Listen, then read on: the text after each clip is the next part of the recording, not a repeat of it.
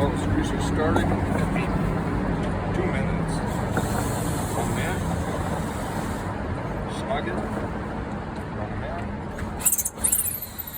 Snug it.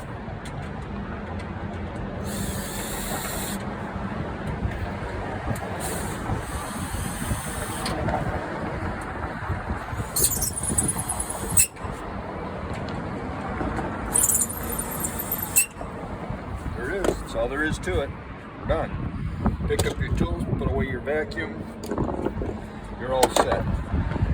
During the summer when it's running, one of the things you're going to want to check for is that you've got hot air coming out here. You bring the outside air in here, the hot air blows out here. Just check it a couple times a year. Make sure that there's warm air. That means you're exchanging heat at your refrigeration system. The other thing you want to check for is making sure that it's cool. That you've got cool discharge here coming out of the vents in the house. If this is warm and those are cool, chances are your refrigeration level is good. But again, the transfer of that heat is what makes things matter. Keep that coil clean. Vacuum that off. It's very simple. I've been doing this with the filming 15 minutes. That gathered up my tools, vacuum, got everything torn apart, put back together, and I've been doing this filming. So, very simple.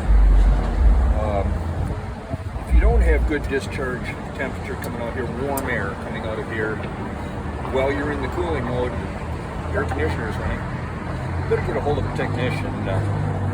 Be sure this is clean, but then get a hold of a technician to check your refrigerant levels. Good luck.